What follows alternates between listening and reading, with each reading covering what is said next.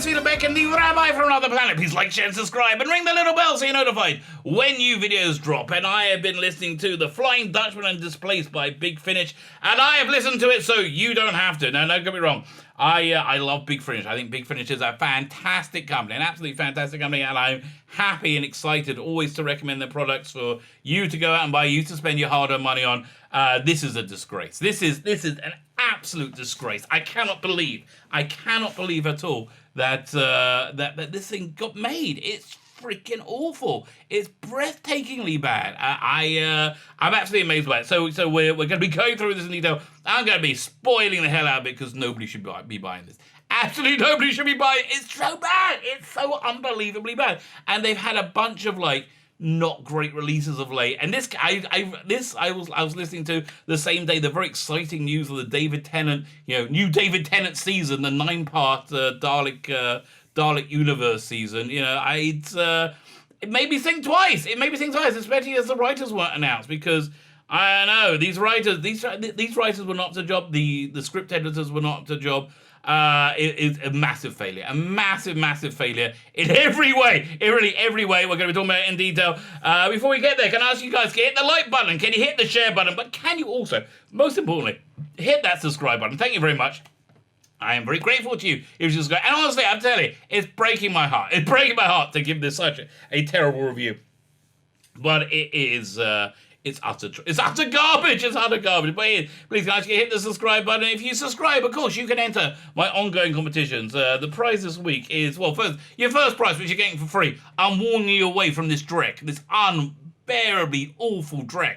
Thank God the main range is coming to an end. If this is where the direction is going in, and I pre-ordered them right till the end, and again.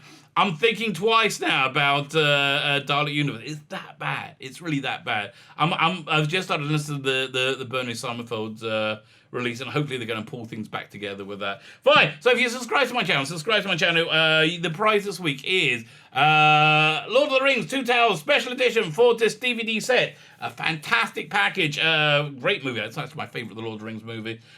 With just incredible amounts of extras. Everything you could possibly want to know about the making of this movie is there. All you need to do to win it is subscribe to the channel, and in the comments leave the hashtag HelmsDeep. HelmsDeep, my favorite battle, HelmsDeep. We're doing the prize drawing on the 27th, on September 27th.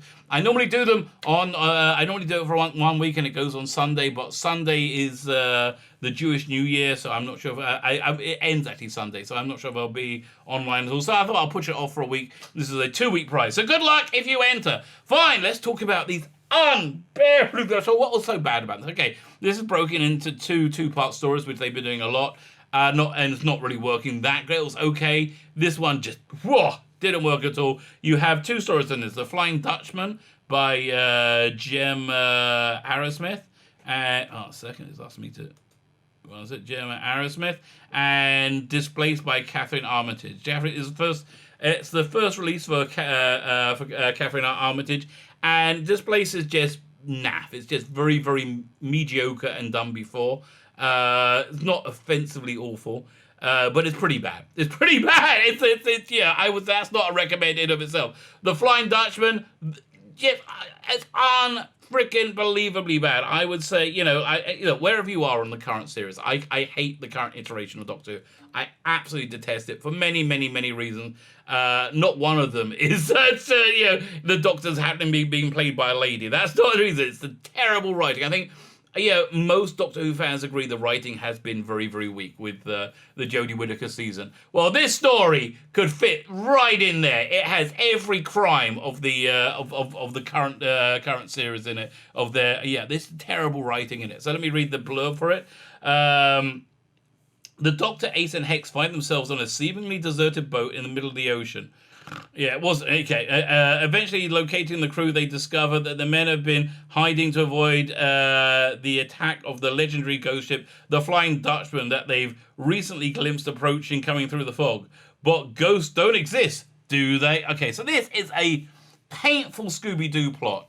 And it really is. It like basically ends as I could have got away with it if it wasn't for you meddling kids. It's a painful Scooby-Doo plot. But the first thing I noticed was the cabin boy, Archie, the cabin boy. Clearly was a woman. Clearly was a girl. Right? Let's see who the cast was. Well, clearly Carly Day was clearly a girl. And she just longed to have all the opportunities that men had and run off to sea. So okay, if you're going to do commentary about the changing sexual politics over the last several hundred years, that's fine. That's actually an interesting thing to do. But when you intimate that women were kept down, kept subjugated by the evil men, that's a complete misreading of history altogether. The fact is that women, that it was a moral affront for society, not for men, but for society, for women to be placed into physically dangerous situations. That's why women didn't go to war. Women didn't perform hazardous labor. You didn't have any female coal miners because your actual life was possibly probably in danger. Yeah, and men viewed it as their duty, as their responsibility to protect women who were physically weaker. Yeah, that was the rationale behind it. Now, of course, there were women who were prohibited from opportunities. You know, obviously there were, but the vast majority of people were very, very content within that society because it had pluses and minuses. You know, honestly. If you look at the world, say 100 years ago, when we had far less affluence, far less wealth, and then things were a matter of life and death, people were genuinely. I think the happiness index was higher then than it is now. You know, so it's a complete misreading of history, shoehorning in current day political ideas in a moronic way. You know, and so. To cut to this character's story, she confides in Ace. Again, spoiling this thing to hell, because why not? She confides in Ace that, oh, really, I'm a girl. We're like, really, darling? Who couldn't bloody tell, right? Who couldn't tell that you were a girl? And then Ace encouraged her to, at the end, to throw off her disguise and accept who she is, and the world will accept her for her. So, and just in the most ridiculous ending, she becomes first mate, which is what we're going to be talking about. We'll explain why. She becomes first mate of the ship and sails off happily ever after. What would have then happened as soon as the TARDIS left is she would be gang raped by a bunch of sailors who have been at sea for months on end. You know, that's why women didn't travel so much. And when they did travel as passengers, they had to be protected and guarded. It's just so unbelievably stupid. It's offensive. But wait. Hold my beer. There's more. The story that's wrapped around this is equally stupid. So it starts off, you have this upper class twit who's in charge of who's the captain of the boat, who inherited it from his father and clearly doesn't have much ability, right? Doesn't have much ability to do anything. And so what happens with him? He stays an upper class twit for the majority of the story, until halfway through the second part, when suddenly he becomes a hero. And there's no turn, there's no juxtaposition. So what did he become a hero against? They're being menaced by this ghostly glowing ship with ghostly glowing sailors on it. And if they touch them, they're going to die, these ghostly glowing people.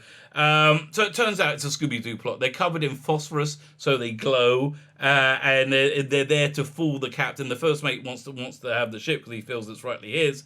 And that's basically it. And that's really it. And so his punishment, the captain, after he becomes a hero for some unknown reason, he punishes the first mate by making him the cabin boy and elevating the cabin boy to the position of first mate. Yeah, again, unbelievably stupid on every freaking level. It's unbelievably stupid, shoehorning modern day political sensibilities, which are quite frankly, a little bit bonkers in of themselves, into historical context and doing it very, very badly. Strong, not recommend. Avoid this one. So what's the other story? The other story is Displaced, which is just... Honestly, it's amateur hour. It's a bit of cheap tat, really. It's all set in the Dr. Ace and Hex arrive in this house.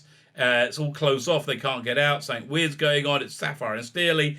It's just not very good. It's boring. It's staged. It's been done lots and lots of times before. It's been lots, and it's. I'll read you the blurb. The Dr. Ace and Hex arrive inside a mystery, an ordinary house where something extraordinary is happening. Now, I think in the hands of a better writer, of a more experienced writer, this could have gone well. But no, it wasn't. It wasn't terrible. It was just missable, completely missable. Not worth your money. Not worth your money. There are no occupants, the doors are sealed, and someone or something is attempting to communicate. And the way they communicate is really... Yes, cryptic and a bit dumb. And when the TARDIS locks them out, which they was never really explained. Listen to this. I may have just lost interest. It might be explained. Who cares? Ace Hex suspect the Doctor of his usual tricks. But is the truth even more disturbing? No, not really. Not really. It's just a bit boring, is what the truth is. So both these are written by relatively new writers. Flying Dutchman by Jenna Arrowsmith and Displaced by Catherine Armitage. Listen, if you don't want to have the claim of being a diversity hire, which I firmly believe these are, this is just not good enough. This is just not good enough. This script fails on every level. Flying Dutchman, your script failed on every level. The script editor should have been rejected 100 times over. Again, the cabin boy being a girl, pretending so boring, so done before, and then again screwing in modern day sensibilities into historical context.